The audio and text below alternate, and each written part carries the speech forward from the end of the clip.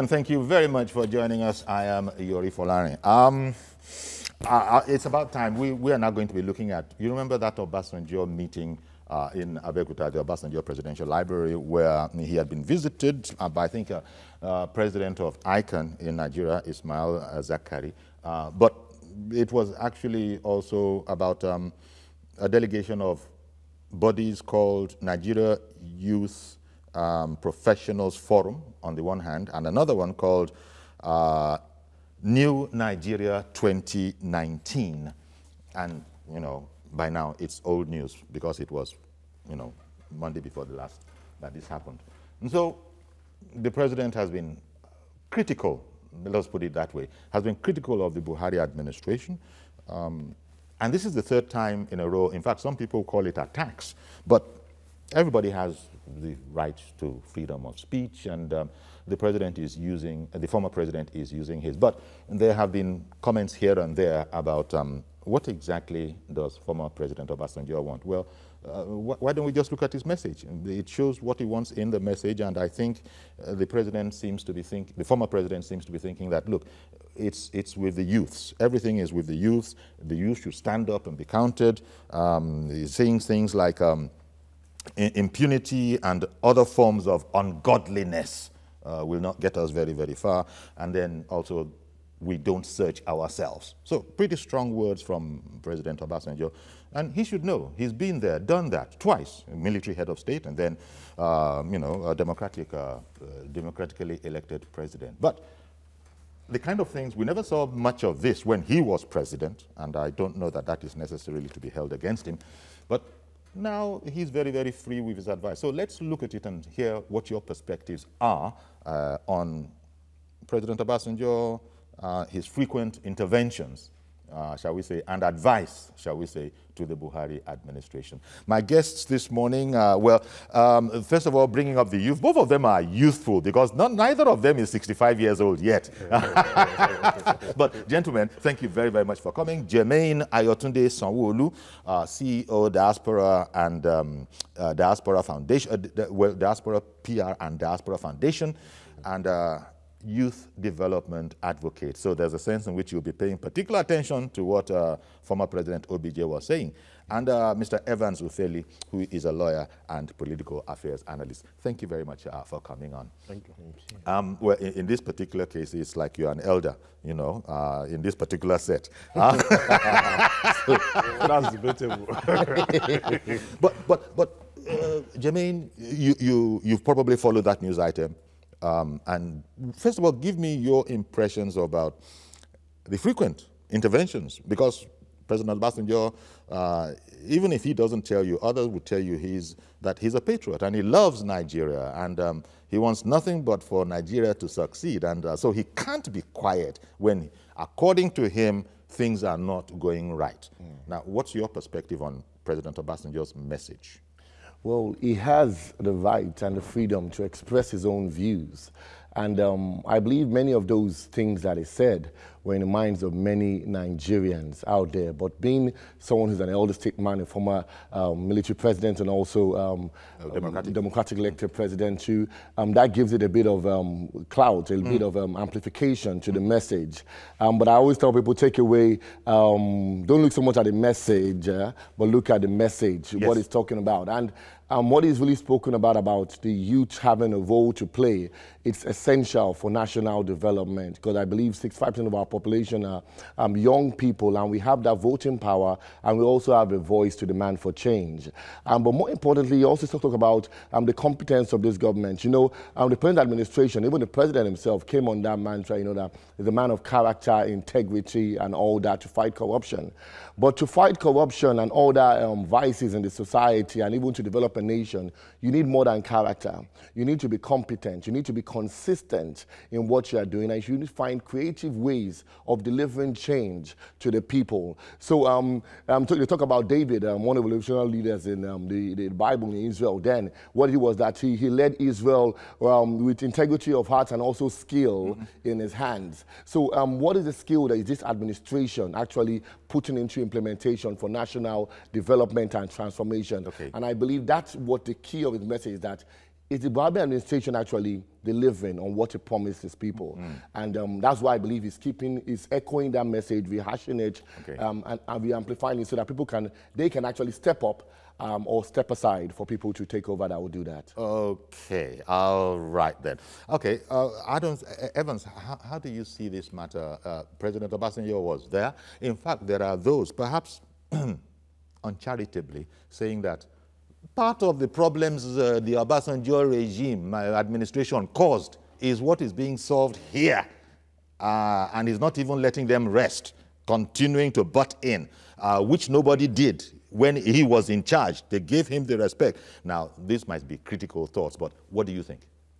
Well, I think that President Obasanjo is actually right with a message as to the fact that there's an urgent need for youth participation and chance in governance in Nigeria, because if you look at the socio-political, even the world over, you know, the political scene, there's a shift now. Okay, the old ones are drawing back to allow the youths to have the savvy, the energy, the technological know-how, and the youthful skills and energy to drive policies. And youthful perspective. Yes, perspective to things, to drive policies. That is what is all over the world now. And if you look at that dynamics, it's a dynamics that have come to stay, because there is usually times and seasons, okay? The season of the elderly ones and their time is, you know, fading off. And now the youth are supposed to come on board to deliver on the promise of democracy. Because if you look at it, the elders... Wait, sir. I'm sorry to interrupt you so rudely. Yes. You said it's time for the elders to allow the youth... Wait, who is preventing the youths? I will tell you how the youth is being prevented. Okay. Nigeria is run by a serious big brother syndicate intervention. Okay, a syndicate vigilance and surveillance. Okay, there is a godfatherism structure, okay, that is so strong that it decides, okay, and who gets the in elders and who gets who are out. in charge. Yes. Those who have been in charge from 1960. You see, because from 1960 to date, less than 15 persons have decided our lives. There you go. And they have installed their own, upon their own, and upon their own. Thank you. My only problem with Obasanjo is that when he was, you know, in power, he did nothing to empower the youth he's asking to take over leadership today. He didn't do much about the educational structure. He didn't do much about the economic structure. He didn't do much he didn't invest in the youth. The youth he now calls today to come and, you know, deliver. In as much as I believe his message is right, we should capitalize on his message. I also think there's no way we can talk wholesomely about the message without making reference to his own contribution to the said message. Exactly. His previous contribution to the said, because when everything rises and falls on leadership, okay, before you can wholesomely say someone should come and take over the mantle of leadership, you must have taken certain period to groom the person, okay? You cannot just ask your child to take over, you know, your business empire, a child you didn't send to school. That he will take over it and, you know, embark on a prodigal journey. Thank you. And at the end of the day, we deplete whatever resources you have. So I would have thought that the former president would have first apologized to Nigerians to say, the youth I'm calling up today, I didn't do much to invest in them to take over. But however, we can amend and rectify the issue. And then let us all come together, because they have a Security Council meeting. They meet all the... Yes. And so they can come together at that circle, okay? Apologize to Nigerians first. Okay, fine. Then let us now look at how we can rectify this issue and help the youth, give them capacity. It's not just Obasanjo that I say, even IBB, Babangida, the former president, also is calling... president. Yes, he's also calling on the youth to come. But now the question you ask is, how much did IBB invest in the youth that is asking to come and take over leadership? So, I mean, we should, our elders, with due respect, should not make us see them as hypocritical. They should allow us to see them with the true color of patriotism. Okay. And that is what is required, is very critical. Thank you very, very much, Evans, because you went there. We have a problem when we're talking culturally here. Elders, you got to be careful how you talk about them. It's part of our culture. Thank God that word hypocritical came from you. No, there's a way I coined it. I they know. Not allow us to see them that way. Benny, I agree with you entirely. Now, Jermaine, this is part of the challenge. I don't know that either former military president IBB or former democratically elected president OBJ did very much for youth beyond pat them on the head patronizingly when they were there, when he was in charge. And now you're advising these same youth that well, it's probably reflecting on Nigeria that he knows so very much about, that we don't search ourselves. We don't look at ourselves. Hello? We don't look at ourselves. It's now you'll be telling us that. A message, that's why I agree with you, gentlemen, when you said that. Let's look at the message. Yeah, we understand the message. But we also now have to ask, by the way, who sent this message? And then you look at, oh, the person that is sending this message had ample time to have cleaned up this job so that today he won't have any message to be sending because the job would have been done. So this is the person, that's the way some people feel. I'm also coining my own the way you coined your own. Yeah. This is the way some people feel about this whole message and don't know whether to refer to it as hypocritical, don't know whether to refer to it as meddlesomeness, or don't know whether to refer to it as enjoying his fundamental human right of freedom of speech. What do you think about the fact that you guys, the youth, you know, you didn't get much look in when President Obasanjo, or for that matter, IBB, was there. But suddenly now, I don't know how these youths visited him, but they did. Yeah. They did visit him. Yes, and, visited him on the yes, and that's where he, and when he speaks, quite frankly, the whole world hears, because it will be picked up by the press. Yes. Over the years, not just the Buhari administration or the Jonathan administration, or even the President Olusegun Obasanjo administration, we've seen whereby youth have not been given expression. They've been actually exposed more to suppression.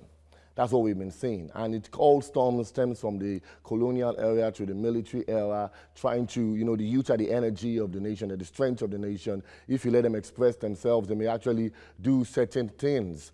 And we've seen but you're now ready to put it in the hands of those youths. Those youths now that you are not there anymore. Yes. So, now that you've served. And exactly. You have left. I've left. And what they are coming to terms with, because it's a trend in our world now, is that leadership is about succession.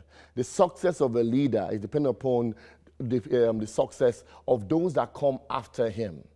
You know, so we see one of our great leaders, love him or hate him, Bola Ahmed, Asiwaju Bola Ahmed Tinubu.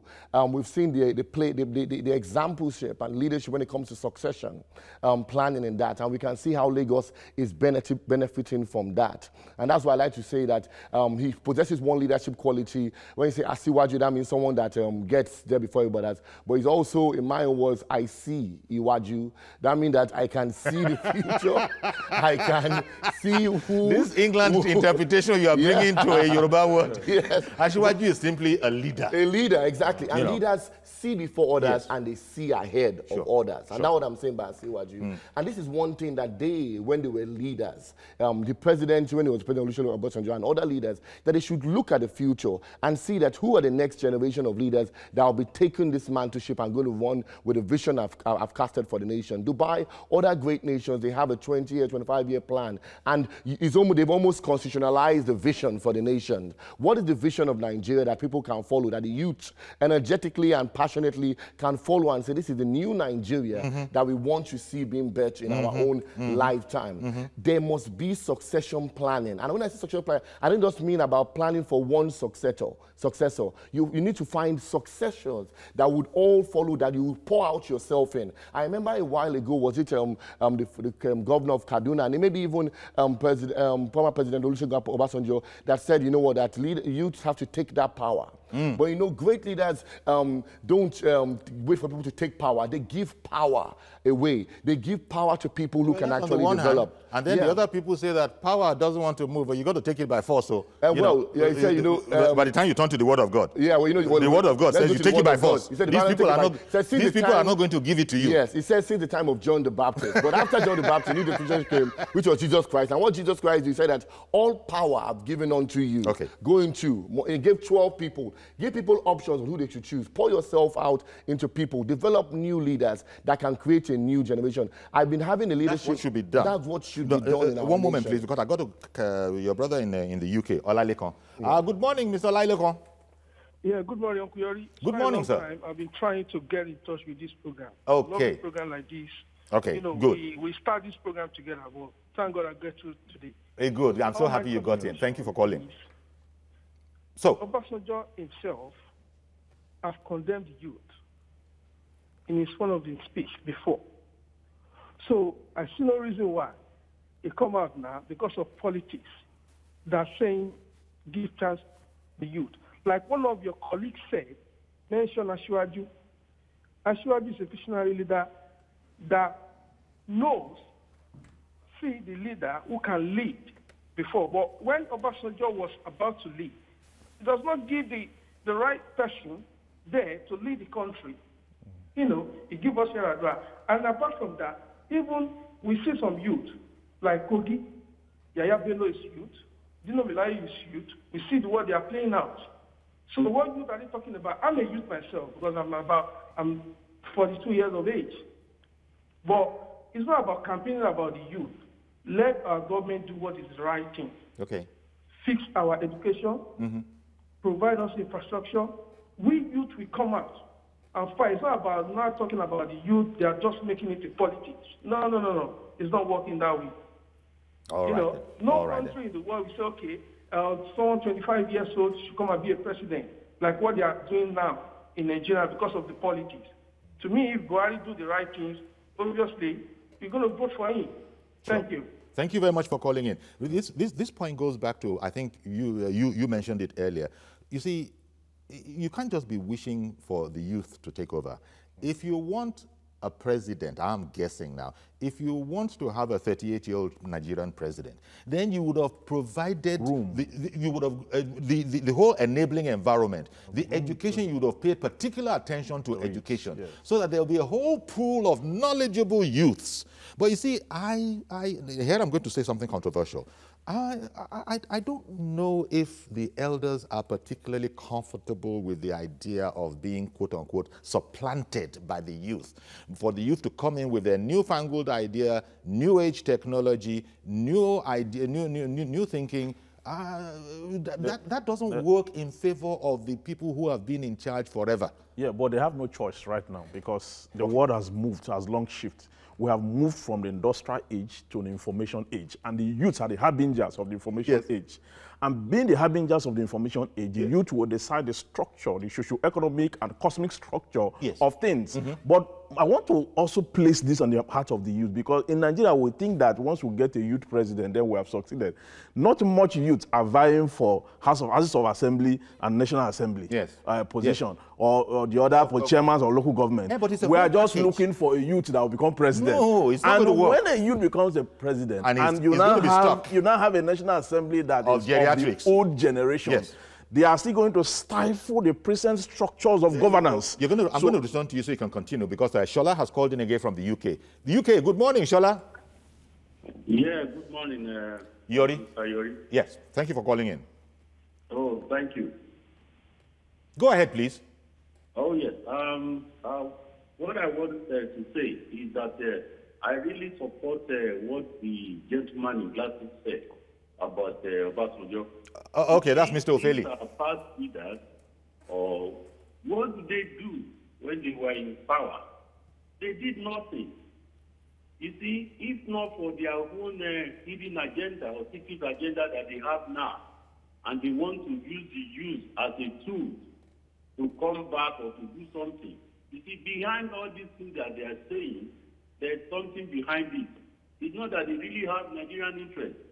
You see? I mean, they did nothing when they were there. You see? So, the youth that we're talking about now, you could see that what did they leave as a mantle for the youth to step on, or like what they build on. When we were growing, you know, before we moved to the UK, we can talk about Shipobafemi Awolowo. And you see, those are leaders, not the caricature leaders. Well, don't go there. Don't go there. Let's just stay with known leaders. Thank you very much. Okay. Thank you very much, Shola.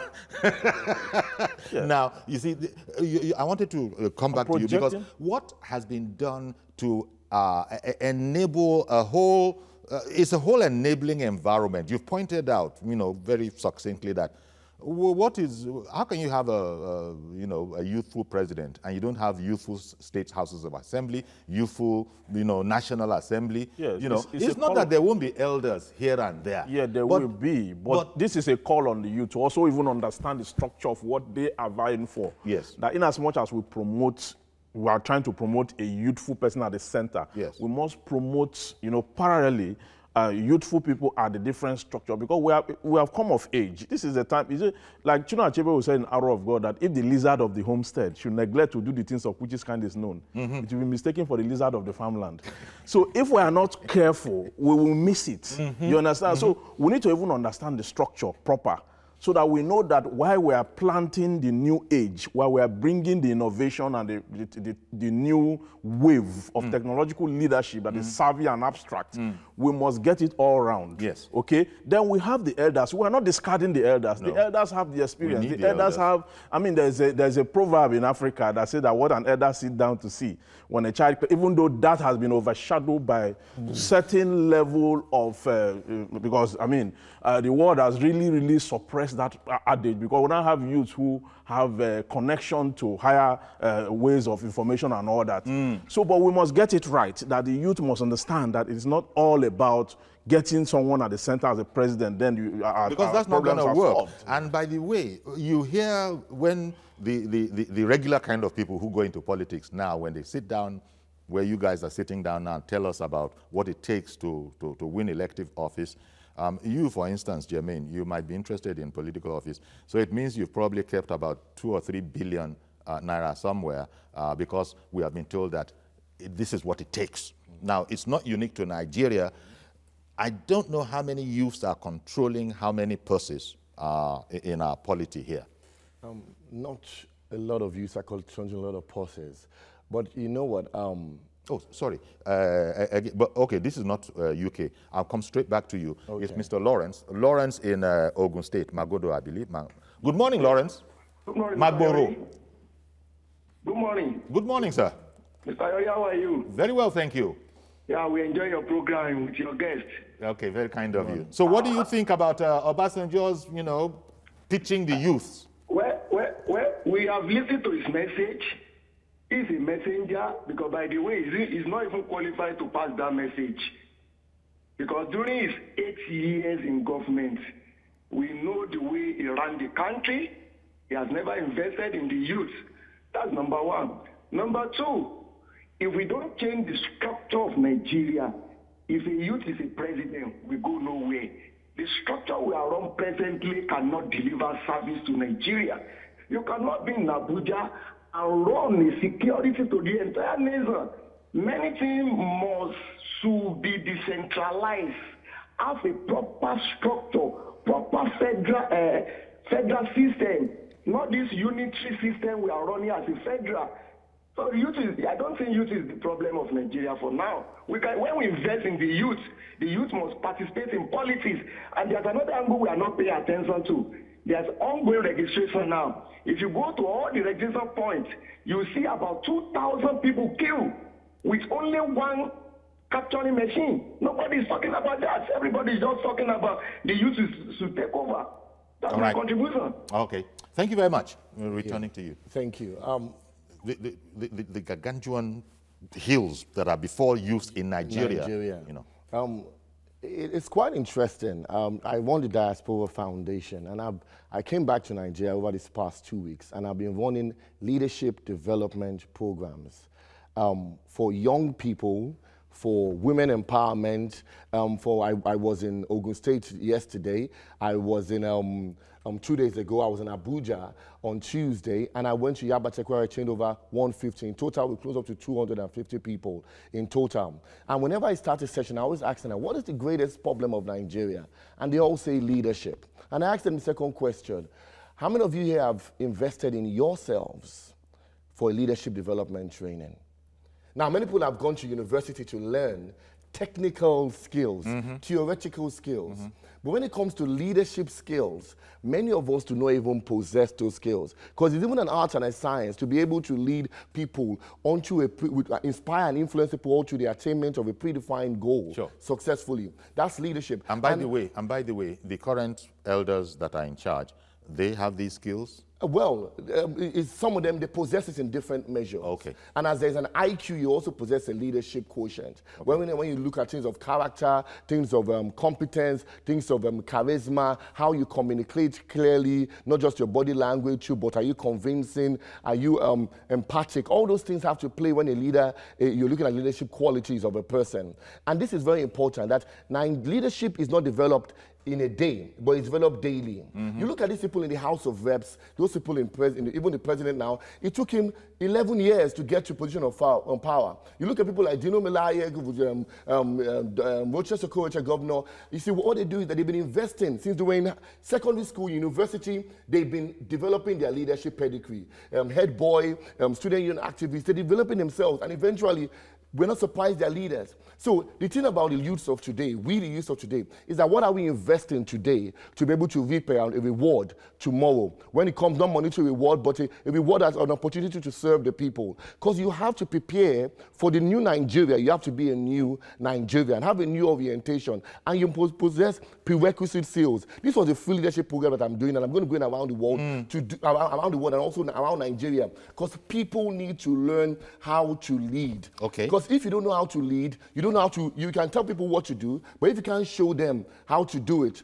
and you don't have even the know-how, there's no way you're going to be able to take them to the desired destination. A leader is like a mentor. It's like a man who takes you on a tour. If you've not been there, you've not done that, you cannot take other people along. And that's what we see. For us to multiply the success and results and growth in our nation, we need to develop more leaders. Yes, okay. Young leaders. Yeah, what you've just said, I think people do it, but unfortunately, they do it for their own children so as to perpetuate.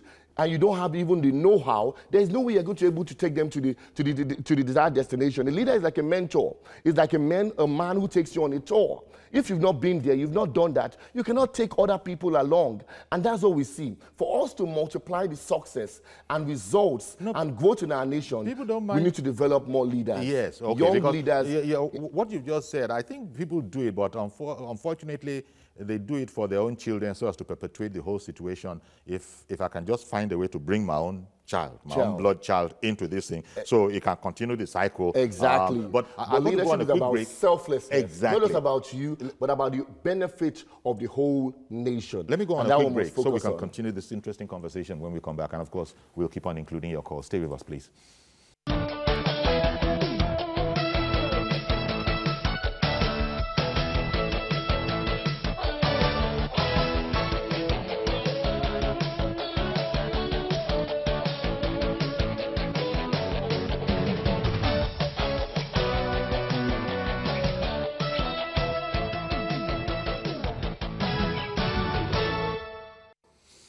Welcome back. Still got Jermaine Sanwo-Olu and Evans Ufeli, one CEO, Diaspora PR and Diaspora Foundation. And Mr. Evans Ufeli is a legal practitioner and political affairs analyst. Now, gentlemen, where the conversation got to before we went on break, inter alia, especially you, Evans, had spoken about the need to allow youth. Well, you often hear this when politicians are even speaking, even amongst themselves. Sometimes when they speak, they have a camera in front of them. They talk about the need to allow women into politics. The need to allow, the word is allow, youth into politics. Hello, if we're going to stay on this allow business, people are going to be long on the queue, because this world is not like that. You don't get anything simply because you ask nicely. Yes. This is the unfortunate truth. Yes. Until people are able to assert their the right, one way or the other, to say, whether you like it or not, I have a right to be here because I'm Nigerian, and I have all the qualifications, age, education, whatever. Yeah. This whole business about allowing, where the allow comes from is that these youths and these women, perhaps, don't have anywhere from between 500 million naira to around 3 billion naira, depending on what the office is that you are seeking. And so that really is the allow part. Yes. And that is a problem. The elders are still holding the reins. I think what most people mean when they say allow, or metaphorically or figuratively, could mean that the political structure, the entrance points, should be whittled down in terms of finance. They should make it simpler. APC does that, for example. I understand with its female candidates, they have a very nice deal for which is not the same as men candidates. More political parties should tune that down, okay? And also, political parties should look at the Electoral Act again, because when you give people a bag of rice, you buy here and there to seek gratification, just so you get something in return, you spend more, and the other person who is not doing that is seen as not being serious. That also, because the law, the Electoral Act, makes it an offense for you to offer anything or gratification in exchange for support. But the youths have seen this being done for as long as they have been intelligent enough. That's what I'm saying. I said that should be toned down. The amount of money it takes to even purchase the form and all that should be reduced. Then also, the youths and the women who want to vie for this position should also understand that the law has already given them access. Okay, the law has already made it possible for them to have access. What they need to do now is to disrupt the system. Okay, swim against the tide. Okay, barge into politics. Don't sit down to ask people to allow you, because you already have the educational qualification. You already have the constitutional right to do so. So all you need to do is to look for creative means, okay, to intercept the polity. Creative means to create your own niche. And then why we are not asking government or asking them to make laws that will reduce the costs of, politicking, you should be looking for creative means to disrupt the system and create what you want for yourself. Okay, because that is what is required. If you look at Animal Farm by George Orwell, when Jones was thrown out of the farm, he was not, the animals did not wait for a time and asked Jones that, will you allow us to lead ourselves?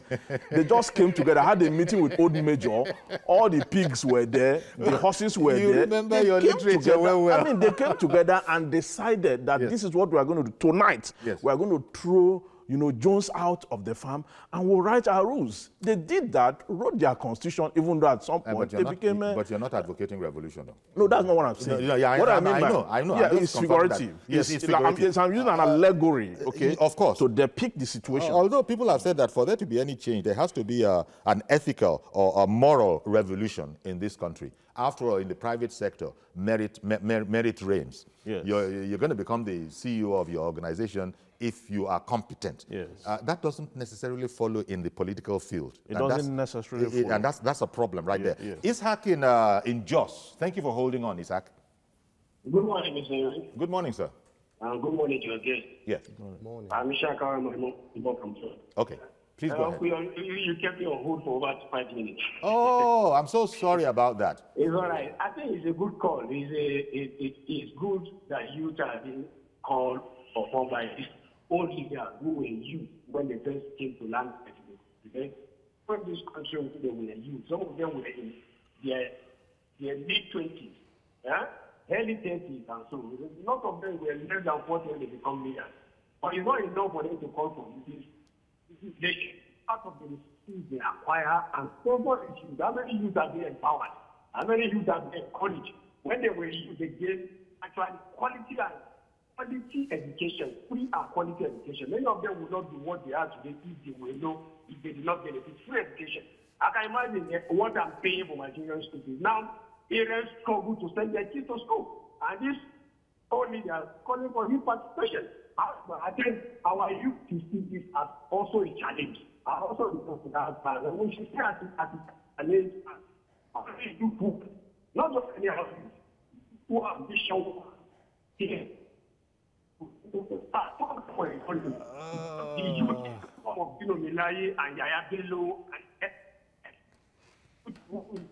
The line has gone bad. I'm so sorry, but thank you very, very much. And again, apologizing for holding you on all that while. But the line has gone bad. We did get what you were saying, though.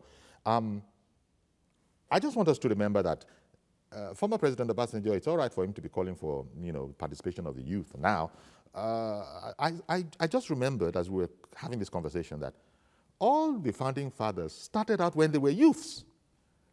Obasanjo, Awolowo was a youth. Akintola was a youth. Sardauna, Gowon, early 30s. Nahoro, all these people 20s. were young men at the time, I don't know how that generation, those that are left of them or those that were handed down to by them, are now not understanding or remembering that fact. You know, they had the privilege of benefiting from the colonial structure. Yes. And yes, that yes. is why they emerged early. Yes. They were vibrant, they were knowledgeable. Yes. So the move was there to lead. You understand? But when they took over power, they crippled the system from 1966. There you go. So from that time till now, all you have produced are people that are technically, intellectually incapacitated.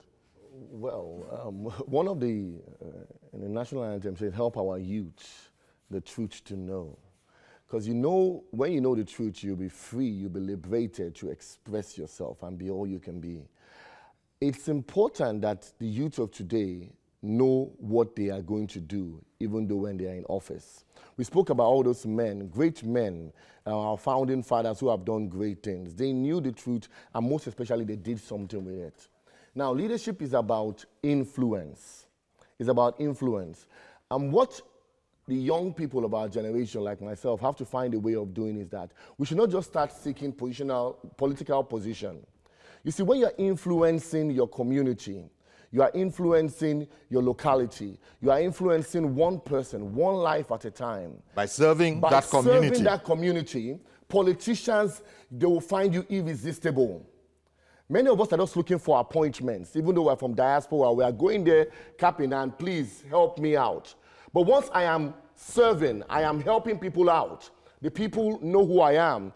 You know, the leader touches the hearts of people, then asks for their hands for votes. And when you're doing that, what would the politicians do? Be like, everybody's talking about you in this local government. Rather than a billionaire coming to you, looking for a billionaire, people will start funding you to continue what you are doing and go into power. That's how it started when it came to Zeke and all these men. They had grassroots impact, and there was participation, there was a law of buying, and they gained momentum, and they were change makers and revolutionary in our generation. Now, when people come into politics, when youths, if you were to come into politics, I wonder what they would be thinking of in terms of what the job entails. I'll try and I'm gabbling. What I wanted to put is that too many people just see politics, quote unquote, as a means to make cash.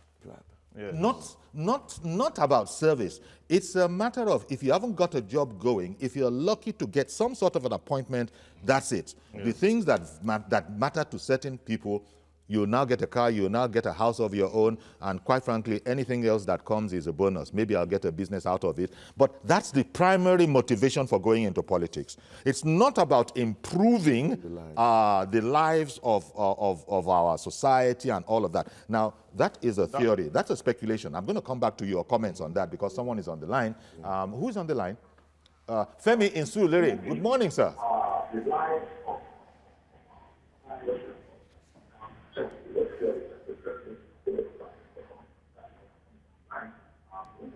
Femi.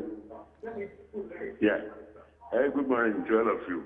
Good morning. My contribution is that the way I see this Obasanjo is just like two students going to an example. They are going to write 8 hours exam. The two of them cannot enter into the example at the same time. And the first candidate has already written his own 8 hours. The second candidate is inside the hall.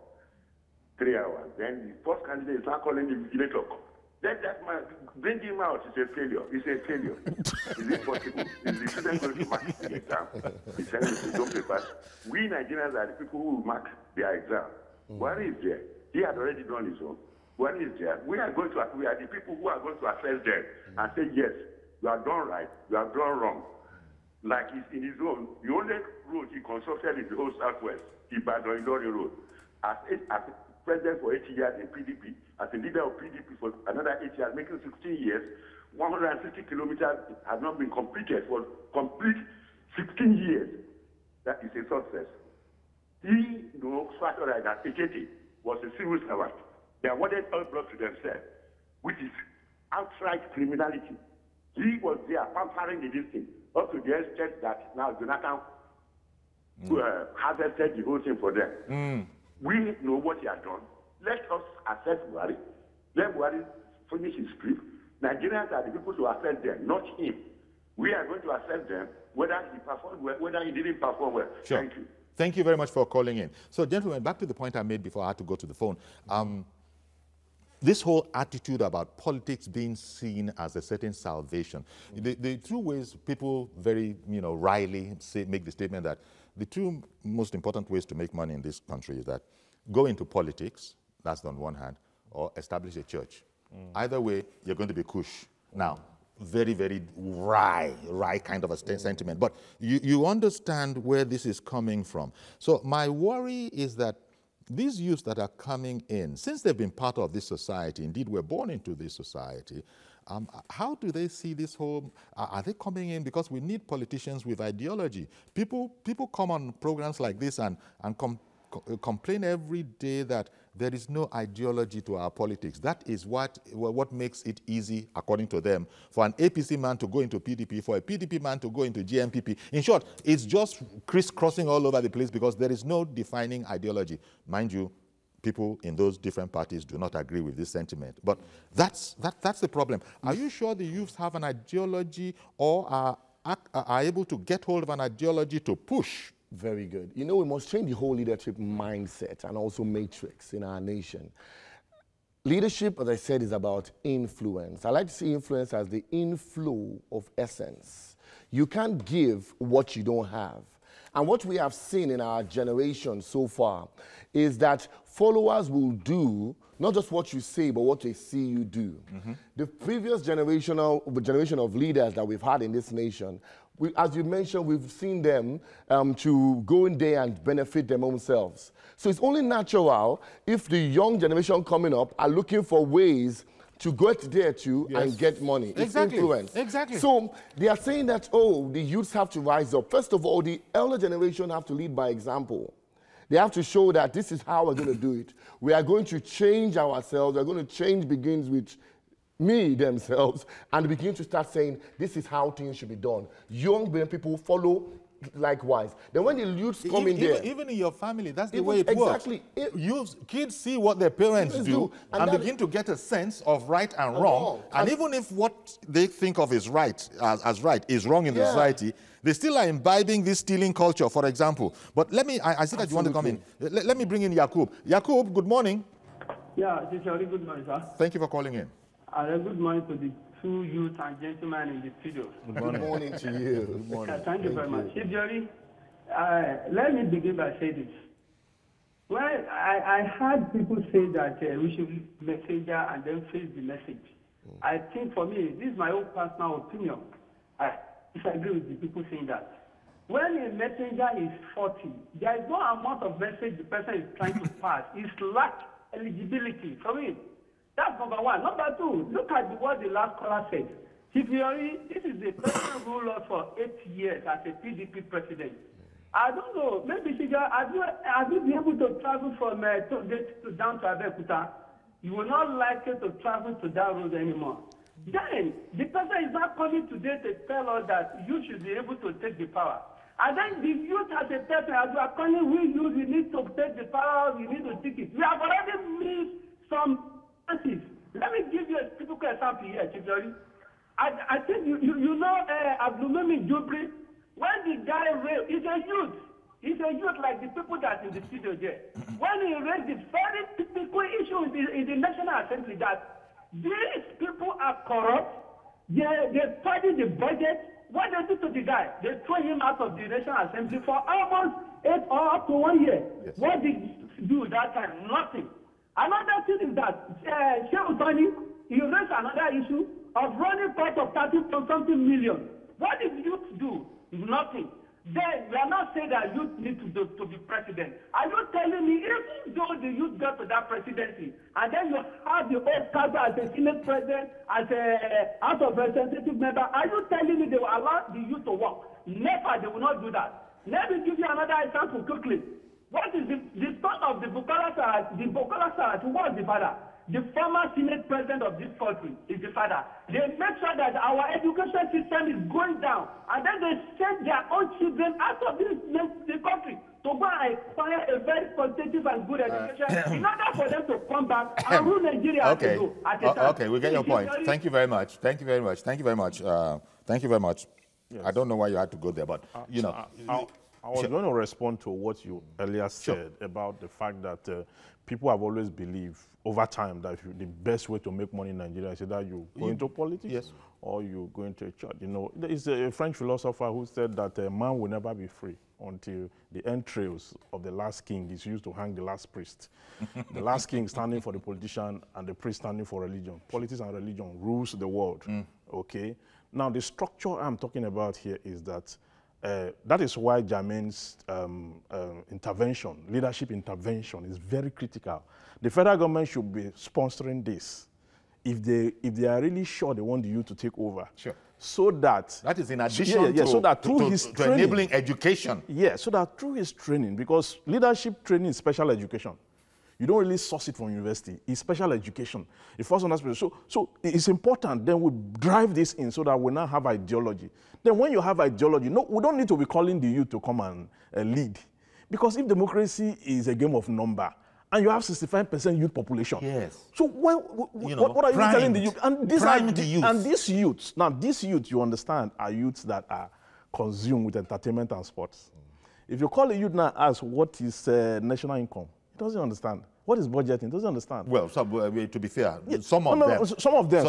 What I'm trying to say is I'm not trying to cast aspersion. Because it's in the nature of youth to be interested with those kind of things. I know. I'm not trying to still serious-minded youth. I'm not trying to cast aspersion on youth, but what I'm saying is that the youth should devolve more to understand what governance entails, in as much as they yearn for it. So they should also take their attention, because if you give the kind of attention you are giving to music and sport, if youth give that to politics and governance, there is nobody that can stop them. Nobody will be left standing. Yeah, because they are the ones leading in those areas, sports and entertainment. Yes. Music, look at music, look at the Nollywood, look at... George Weah has just become... He has transited. From this part, which has inspired our own Kano Wankwo. You understand? Maybe you heard. I heard that last night. I saw it last night and all that. Fred is on the line. Good morning, Fred. Hello, Uncle Yori. Good morning, sir. Yeah, Fred is my name. I'm calling you from Okota. Go ahead, please. Yeah, I want to comment by thanking you for the topics you put online all through the time. It's very topical and very sensible. Thank you. Added to it is the gentlemen, the gentle young guys that are contributing to the program today. I think they are handling the issues just as the way it should be. Be that as it may, when we want to give contributions about issues generally, I think our opinions are usually divergent. When we talk about issues, we give consideration to issues based on the actual things that take place. We try to separate messenger from the message. In as much as we do that, I think it is topical for us to understand where we were when Obasanjo was president in 1999 and where we are today as a nation. I think giving consideration to the general situation of things, economically, politically, as it was then when Obasanjo came up as president in 1999, if you give consideration to my own opinion, I would say that Obasanjo, the best of his ability, had succeeded. He had done the best he could at his own time. When Obasanjo was president, the minimum wage then was hovering around 1,800 naira. That was the minimum wage. He rose it from 1,800 to 18,000 naira. Imagine what the percentage, the quantum percentage of increase that he did. It takes a man, a leader that desires to sacrifice to the people to allow that to happen. And I mean, since that time till now, what review in the minimum wage has any successive government done? Okay. The answer is no. Added to that, when you are looking at Obasanjo, you don't look at Obasanjo from the perspective of a regional leader. Most of the people that contributed to the issues based on their own ethnic background. Most of them are Yoruba people, so they believe that since Obasanjo could not complete the Lagos road, he was not successful.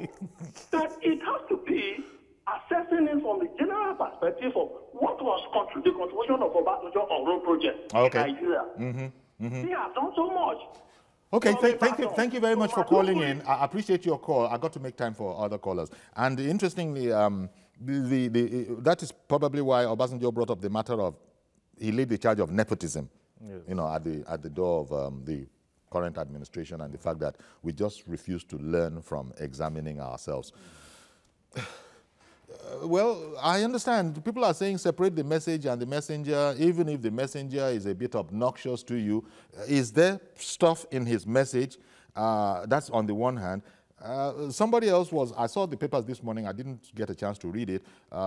President Obasanjo has been asked to stop presenting himself as Nigeria's messiah, you know, that kind of a thing. That's probably because of the moralistic stance that the former president tends to adopt from time to time. But he will tell you that I paid my dues. I know what I'm talking about. I'm not asking you. I'm telling you how it's going to go, if it's going to be better for us. Now, this is a problem. I don't know. Youths are supposed to say yes, sir, and follow in line. So I don't know really how much respect or regard is given the youth that you are now encouraging to come on out and maybe perform on merit. Well, I believe the youths have to have that technical and theoretical background, and they must also have that leadership and skills for governance and all that. Because you see, in our generation today, what we need in this nation for the transformation of our country, that we need not just one person that starts a change, but we need a series of people that will sustain that change. Exactly. Now, there's what they call the law of the inner circle. That means that a leader's potential is determined by those closest to him. So we need people who are going to be around our leaders, who will do great things and will begin to lead the nation in a great way. And I believe we have those leaders. Yeah, we do, but we need to develop more young ones who will join such inner circles that are able to move the nation forward.